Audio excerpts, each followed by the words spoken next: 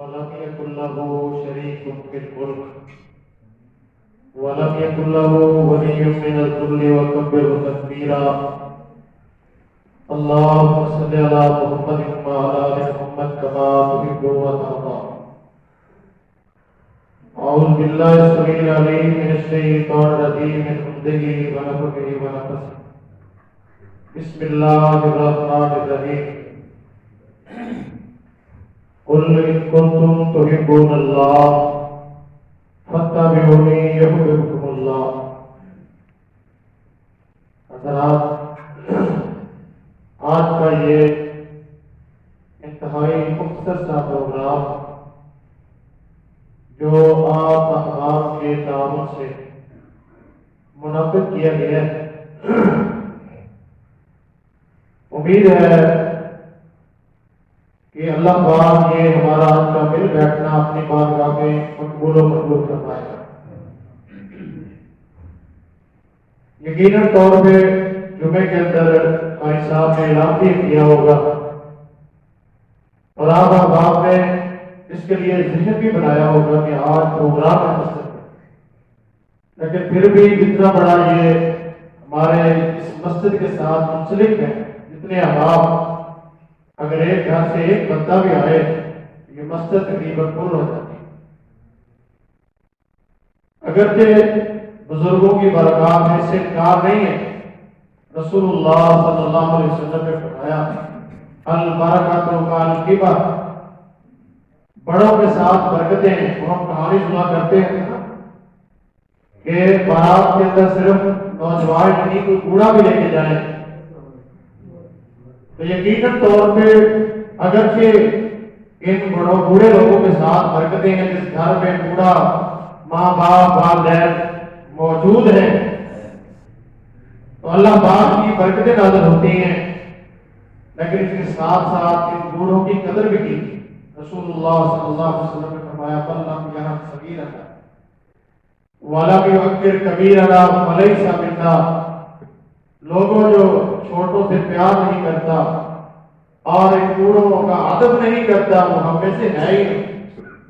یعنی میں محمد صلی اللہ علیہ وسلم کا یہ طریقہ نہیں ہے کہ بڑوں کا ادب نہ کیا جائے، احترام نہ کیا جائے اور چھوٹوں سے شفقت اور پیار محبت سے کلام نہ کی جائے. یہ پیغمبر کی سیرت نہیں ہے، یہ رحمت کائنات کا طریقہ نہیں ہے. اس لیے میرے بھائیوں، اسلام، دین اسلام ایک مکمل ضابطہ حیات ہے اور پھر اس دین اسلام کا سب سے بڑا مرکز یہ مسجد ایک ایسا مرکز ہے. اللہ اکبر. رحمت کائنات صلی اللہ علیہ وسلم سے سوال کرنے والا سوال کرتا ہے محبوب، اس کائنات میں سب سے بری جگہ کون سی ہے اور سب سے بہترین جگہ کون سی ہے؟ امام کائنات کہتے ہیں ابھی اس کے بارے میں مجھے کوئی بھی آسمان سے وحی نہیں آئی. جب وحی آئے گی تو میں بتا دوں گا. آسمان سے پھر وحی آئی، جبریل علیہ السلام اللہ کا پیغام لے کے آئے، محبوب ان کو بتا دیں اس کائنات میں سب سے بری جگہ جو ہے، اللہ کے ہاں مقصود والی جگہ جو ہے، اللہ کے ہاں جو اچھی جگہ نہیں ہے، وہ بازار سب سے بری جگہ ہے. کیونکہ سب سے زیادہ برائی بازار میں ہوتی ہے اور سب سے بہترین اس کائنات میں جگہ ہے تو وہ مسجد کی جگہ. اس لیے رحمت کائنات نے فرمایا لوگوں تم مسجد ایک فاختہ سمجھتے نا، یہ تو صرف کو کہنے ہیں مجھے فاختہ میں گھونسلے کے برابر تم مسجد بناؤ. حالانکہ اتنی مسجد ہوتی نہیں ہے. محبوب نے مثال دی ہے تھوڑی چھوٹی سے چھوٹی ہو اور خستہ حال کی ہو، یہ تو عالیشان مسجد ہے، بہترین مسجد ہے. چھوٹی سی مسجد ہی کیوں نہ ہو، اس مسجد کو تم بناؤ، رب کائنات تمہارا محل جنت میں بنائے. اور پھر اس مسجد کو بنانے والے، چلانے والے حضرات پیغمبر کی سیرت تو دیکھیے کہ رحمت کائنات مدینہ طیبہ میں تشریف فرما ہے. سب سے پہلا قدم جب رکھے ہے تو سب سے پہلا کام کیا کیے؟ یہ نہیں کہا محل بنا لے، یہ نہیں کہا یہ کام کرے، سب سے پہلے مسجد بنائی ہے. اور پیغمبر نے مسجد بنا کے یہ پیغام دیا ہے کہ اگر مسجد آباد ہوگی تو دین اسلام سر بلند ہو جائے، اگر مسجد آباد نہیں ہوگی، مدارس آباد نہیں ہوں گے تو پھر دین اسلام کبھی نہیں آئے۔ دولت ہے، سب کچھ ہے، لیکن اگر مسجد آباد نہیں ہوگی تو پھر دین اسلام کی سر بلندی نہیں ہو سکتی۔ حضرات پیغمبر اسلام نے مسجد بنائی، پھر صاحب مدرسہ بنایا تاکہ آنے والی نسلوں کو پتہ چلے کہ قرآن کیا ہے، محمد رسول اللہ کا فرمان کیا ہے۔ یہ رسول اللہ صلی اللہ علیہ وسلم نے سب سے پہلے کام کیا ہے، مسجد بنایا۔ اور ہمیں یقین اس لیے ہمیں یہ عجیب باتیں لگتی ہیں کہ ہم اوپر سنتے کہ دل سے سنے نا یہ پیغمبر نے کہا اتنا ثواب ہے، بہار ملے گا جو مسجد میں آ گیا، وہ اللہ پاک کی پناہ میں آ گیا، جو مسجد میں بیٹھا ہے ویسے سمجھے کہ وہ جنت کے باغات میں بیٹھا ہے۔ یہ سب کے سب پیغمبر کے فرامین پہ اگر ہمارا یقین ہو اور ہمیں یہ پتہ چلے کہ سکون جو ملتا ہے، جو افادیت جو اللہ پاک نے اس مسجد کے اندر کی ہے کسی اور جگہ پہ نہیں ہوگی، تو ہمارا کبھی بھی دل مسجد کے بیگا نہ لگے۔ اور کتنا پیار تھا، کتنا صحابہ کو یقین تھا۔ سراقہ بن مالک صاحب کو رضی اللہ تعالیٰ، ابھی اس وقت یہ رضی اللہ تعالیٰ نہیں بنے تھے، جب پیغمبر نے ان کو یہ بات سنائی تھی نا جو میں سنانے لگا ہوں، کتنا یقین ہے اس بندے کو۔ سراقہ بن مالک رضی اللہ تعالیٰ فرماتے ہیں ہجرت کی رات جب نبی صلی اللہ علیہ وسلم مکے سے نکلے تو میں پیغمبر اسلام کا پیچھا کیا، 100 اونٹ ملیں گے نا اس لال میں، تو میں پیغمبر اسلام کے پیچھے دوڑا گھوڑا لے کے، جب قریب گیا گھوڑے کو ٹھوکر لگی، 1 بار 2 بار 3 بار، سمجھ آ گئی کہ یہ کوئی عام ہستی نہیں ہے، یہ آسمان والے رب کا بھیجا ہوا سچا پیغمبر ہے۔ راکا کہتے ہیں میں نے امان لکھوائی، محبوب غلطی ہو گئی ہے، معافی دے دیں، اب میں آپ کے پیچھے نہیں جاؤں گا، اور پیچھے جا کے بتاؤں گا بھی نہیں کس طرف جا رہے ہیں، یہ بھی نہیں بتاؤں گا۔ سراقہ کہتے ہیں نبی صلی اللہ علیہ وسلم نے لکھ کے دیا، امان نامہ لکھ دیا، صاحب ایک بات لکھ دی کہ سراقہ جاؤ، اللہ تجھے موت نہیں دے گا جب تک کیسر و کسرا کے کنگن جو ہیرے جواہرات ہیں تیرے ہاتھوں میں نہیں پڑتے۔ اور کہاں یہ ہجرت کی رات چھتے سے باتیں نہیں کر رہے ہیں، تنہا نہیں کر رہے ہیں، اور باتیں کیسر و کسرے کر رہے ہیں۔ سراقہ کہتے ہیں مجھے یقین آتا ہے، اور جب انسان ایسا یقین کر لیتا ہے، آنکھوں کے ساتھ وہ چیز دیکھ لیتا ہے نا، اس میں یقین آتا ہے۔ قیامت والے دن جب سامنے عذاب دیکھیں گے تو کہیں گے ربنا ابصرنا فاتنا ما بصرنا، اللہ ایک بات تو ہمیں دوبارہ وہ زندگی دے، ہم دوبارہ جا کے تیری نافرمانی نہیں کریں گے، ہم وقت ضائع نہیں کریں گے، پیسہ ضائع نہیں کریں گے۔ ہم پیسہ نیٹ پہ ضائع کرتے ہیں، ہم وقت فیس بک پہ ضائع کرتے ہیں، ہم وقت اپنا یہ نوجوان اپنی گیم پہ ضائع کرتے ہیں، لیکن حضرات اس وقت کی قدر کیجیے۔ یاد رکھیے امام کائنات نے کہا لا جزاء القدر بن آدم حتی تسأل کم دن، اس وقت بندہ اپنا قدر نہیں لا سکے گا جب تک یہ 5 سوالوں کا جواب نہیں دے سکے گا۔ اس وقت یہ پاس سوال یہ بھی ہوگا این اکتسب و این انفق، یہ مال کمایا کیسے اور خرچ کہاں کیا۔ واقعتاً یہ بڑی مستحق ہے، مبارک بات مستحق ہے انہوں نے آج کا یہ پروگرام منعقد کیا ہے، جس لحاظ سے بھی تعاون کیا، اللہ پاک کا تعاون قبول فرمائے، اور آپ نے بھی تعاون کر کے جانا انشاءاللہ کریں گے نا، آپ وہ لوگ کریں گے نا۔ دوسری بات جو میں بات کر رہا تھا، سراقہ نے کہا میرے پیغمبر ضمانت دے دی، اور پھر میرے پیغمبر صلی اللہ علیہ وسلم دنیا سے رخصت ہوتے۔ حضرت عمر ابوبکر صدیق رضی اللہ عنہ دور خلافت ختم ہو گیا، عمر بن خطاب کا دور خلافت شروع ہے، سراقہ بیمار ہو جاتے ہیں، اور اس قدر بیمار ہوئے نبی ڈاکٹر حکیم کہتے ہیں اب سراقہ نہیں بچے گا۔ حضرت سراقہ رضی اللہ تعالیٰ عنہ فرماتے ہیں کیا کہتے ہو، کیوں روتے ہو گھر والوں کا؟ ڈاکٹر نے جواب دے دیے، کہا میں نہیں مروں گا۔ کہا کیوں؟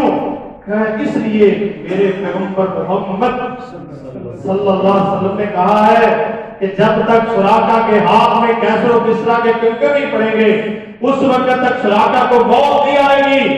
اس قدر یقین ہے سراقہ کو۔ سراقہ کہتا ہے لوگوں ابھی کیسر و کسرا فتح نہیں ہوئے، جب وہ کنکر میرے ہاتھ میں ڈلیں گے اس کے بعد اللہ مجھے موت دے گا۔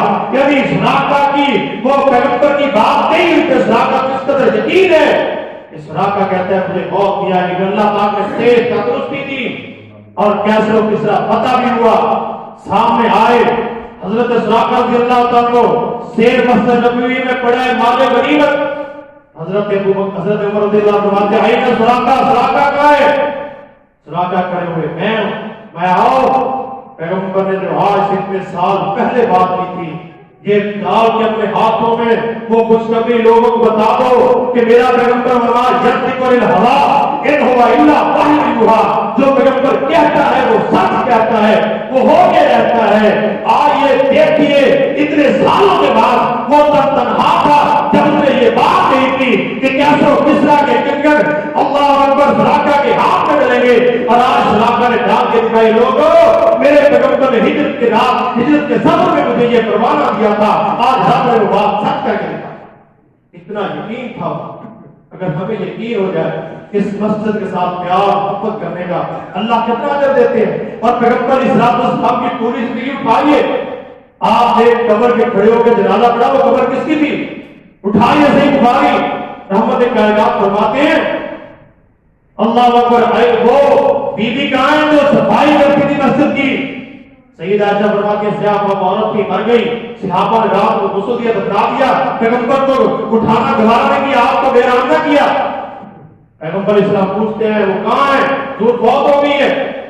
آپ علیہ السلام نے فرمایا مجھے کیوں نہیں بتایا؟ خوب آپ کے ادب و احترام بھائی علماء کی عزت احترام کرنا یہ میرے پیغمبر خود سکھا کے گئے ہیں۔ صحابہ کرتے تھے جس کے سینے میں قرآن ہے اس سے زیادہ عزت والا بندہ کوئی نہیں ہے۔ اور میرے پیغمبر نے بتایا ہے کہ حضور علیہ السلام نے معاذ بن جبل کو سواری پہ سوار کیا اور خود کو ہاتھ پکڑ کے حضرت معاذ رضی اللہ تعالیٰ کی یمن کی طرف روانہ کر رہے ہیں۔ یہ کون ہے؟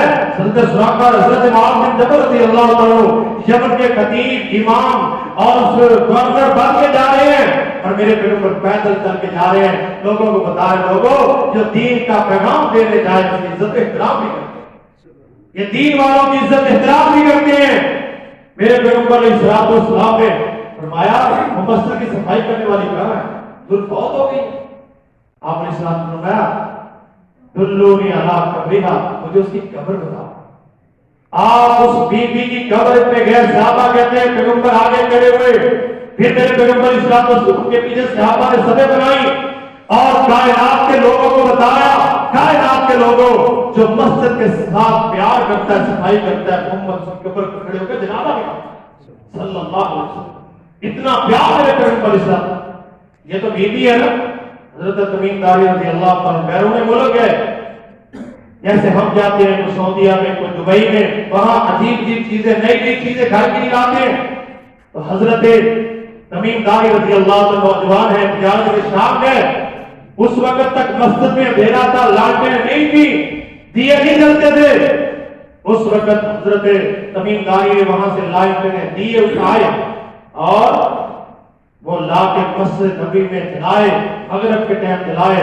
پیغمبر اسلام والسلام نے دیکھا عشاء کے ٹائم مسجد روشن ہے، صحابہ بڑے خوش ہیں، پیغمبر مسکرا رہے ہیں۔ آپ فرماتے ہیں یہ لائٹیں کا انتظام مسجد میں کس نے کیا ہے؟ یہ دیے کس نے جلائے؟ حضور تمیم داری نے جلائے۔ وہ نوجوان ہے، ذرا کان کھول کے سنیے میرے پیغمبر کی بات، آپ بھی اسی طرح ہی ہے۔ پیغمبر نے جو بات کہی قیامت تک اس میں شک نہیں ہے۔ میرے پیغمبر اسلام والسلام نے کہا مجھے مسجد کے ساتھ یہ تعاون کرنے والا بندہ جس نے مسجد کے ساتھ پیار کیا ہے، جس نے مسجد کو یہ دیے جلائے لائٹیں لگائی ہیں، ایسی سمجھے جیسے ہم کہیں جو مسجد کا بل ادا کرتا ہے۔ میرے پیغمبر اسلام والسلام نے فرمایا این تمیم داری، کہاں تمیم داری؟ حضور میں حاضر۔ فرمایا تمیم داری تو بڑا ہی اچھا نوجوان ہے، اگر کوئی میری بیٹی جس کا نکاح نہ ہوا ہوتا تیری مسجد کے ساتھ پیار محبت دے کے میں اپنی بیٹی کا تجھے رشتہ دیتا، تجھے اپنا داماد بنا لیتا۔ اتنا پیار کیا میرے پیغمبر نے۔ نوجوانوں ذرا سوچئے، ہم اس مسجد سے دور ہیں، جو کائنات کے رب کو سب سے زیادہ پسند ہے، جو امام کائنات کو سب سے زیادہ پسند تھی، ہم اس سے زیادہ اس سے دور ہیں، اور جو خالق ہے، خالق ہے، رازق ہے، جس نے بغیر مانگے ہمیں یہ پورا وجود عطا کیا۔ ہم نے اس سے مانگے نہیں، آنکھیں ہاتھ مانگے نہیں ہیں، پاؤں مانگے نہیں ہیں، عقل و شعور مانگا نہیں ہے۔ چاہیے دیکھیے آپ کو اسی شہر میں ایسے نوجوان مل جائیں گے جو ہم سے زیادہ خوبصورت بھی ہوں گے، زیادہ جوان بھی ہوں گے، لیکن دماغ کام نہیں کرتا، وہ کوڑا کرکٹ کھا رہے ہیں، اٹھا رہے ہیں، لوگ ان پہ استغفراللہ پڑھ رہے ہیں، لوگ دیکھ کے اس کو دعائیں پڑھ رہے ہیں، الحمدللہ الذی آفانی من طلاق بھی مقدر اجرا کثیرا، یہ دعائیں پڑھ رہے ہیں، اللہ جس عذاب اس کو مبتلا کیا، شکر ہے ہمیں عقل و شعور سے نوازا ہے، یہ کس نے نوازا ہے؟ ہم نے اس سے یہ چیزیں مانگی نہیں، اس قادر قدیر نے ہمیں بغیر مانگے یہ سب کچھ عطا کیا۔ آئیے اگلی بات جو تمیم داری کو کہی، ایک تو یہ کہا کہ میں تجھے اپنا دماغ بنا لیتا، اور اس سے آگے کہا فرمایا تمیم داری تو ایسا نوجوان ہے، میں تیرے لیے دعا کرتا ہوں جس طرح تو نے اس مسجد کو روشن کیا ہے، اللہ پاک تیری قبر کو بھی ایسے روشن فرما دے۔ اس لیے میرے بھائیوں ان مساجد کو آباد کیجیے، مسجدوں سے پیار کیجیے، مسجدوں کے ساتھ محبت کیجیے، یقین جانیے دنیا میں اللہ سکون دے گا، اللہ قبر میں بھی آخرت میں بھی اللہ جنت عطا فرمائے گا۔ آئیے اس مسجد کے ساتھ پیار کریں، محبت کریں، مسجد کو آباد کرنے کی کوشش کریں، تاکہ یہ خوبصورت تو پہلے ہی ہے، اصل خوبصورت کی نماز ہی ہے۔ یہ بزرگ تو آتے ہیں، ماپے تو آتے ہیں، یہ نوجوان طبقہ جب آنا شروع ہوگا مسجد میں، سمجھ لینا ہمارا دین غالب ہے، ہمارا قرآن غالب ہے۔ اگر یہ قرآن سے دور چلا گیا، یاد رکھنا جیسے بارشیں نہ ہو تو فصلیں خراب ہو جاتی ہیں، جب دین سے بندہ دور چلا جائے تو نسلیں خراب ہو جاتی ہیں، نسلیں برباد ہو جاتی ہیں۔ ہماری قبروں پہ پھر دعا کرنے والا کوئی نہیں رہے گا، ہمارے لیے صدقہ جاریہ کوئی نہیں بنے گا۔ یہ اولاد ہی ہے، نوجوانوں تم ہی لوگ نے ڈال جا کے صدقہ جاریہ۔ اگر تم نے نیکی کا کام ہی نہیں کیا تو اپنے والدین کی ہوئی قدریں کیا جو انہوں نے محنتیں مشقتیں کر کے آپ کو جوان کرتی ہے، کیا قدر کریں گے ہم ان جب ان کے لیے دعا نہیں کرتے؟ جنازہ سامنے پڑا ہے، ہمیں دعا ہی نہیں آتی، کیوں نہیں آتی؟ ہم نے مسجد کے ساتھ منسلک ہی رہے، یہ مسجد کے ساتھ جب تک مسلمان منسلک رہے، یہ مسجد عدالت تھی، یہ مسجد جناب جج کی کرسی ہوا کرتی تھی، یہ مسجد ہی جیل ہوا کرتی تھی، یہ مسجد فیصلے ہوتے تھے، مسجد میں نکاح ہوتے تھے۔ جب تک مسلمان مسجد کے ساتھ منسلک رہے ہیں، نوجوان عروج پر رہے ہیں، مسلمان عروج پر رہے ہیں، اور جب مسجدیں چھوڑ دی ہیں ان مسلمانوں کو ذلت اور رسوائی قطر کر دیا۔ جاؤ تاریخ کا مطالعہ کرو۔ اس لیے میرے بھائیوں ان مساجد کو آباد کریں، یہ چھوٹے چھوٹے پروگرام 10 گھنٹہ 8 گھنٹہ ہفتے بعد بہانہ رکھیں، تاکہ ہماری نسلوں کو، آنے والے بچوں کو شوق پیدا ہو۔ یہ مسجد بھی کوئی چیز ہے، مسجد کے ساتھ پیار کرنا ہے، پیسے دے دینا کافی نہیں، اگرچہ پیسے دینا بہت بڑی نیکی ہے، اس میں کوئی شک نہیں، صرف پیسے دے دینا یہی کافی نہیں ہوتا، اس کے ساتھ ساتھ وقت بھی دے، زیادہ نہیں۔ 1 مہینے بعد 1 درس رکھیں، مقامی عالم دین کو بلائیں، حضرت صاحب درس دیں ہمارے لیے، اتوار کا دن چھٹی کا دن ہوتا ہے آپ کے لیے، کوئی بھی ٹائم رکھ لے آپ، انشاءاللہ جب یہ ماہانہ درس شروع ہوگا ان بچوں کو شوق پیدا ہوگا، یہ خود مسجد میں آئیں گے اور مسجد انشاءاللہ پاک آباد کروا دیں گے۔ اللہ ان بزرگوں کو جنہوں نے یہ مسجد کے لیے جگہ دی ہے، تعمیر کی ہے اور آگے چلا رہے ہیں اس کام کو، اللہ پاک ان کو بھی اور کے ساتھ ہمارے بھائی سامدہ فاروقی صاحب جو اس مسجد کے خطیب بھی ہیں، جو بڑی محنت محبت پیار کرتے ہیں، اللہ پاک سب کا تعاون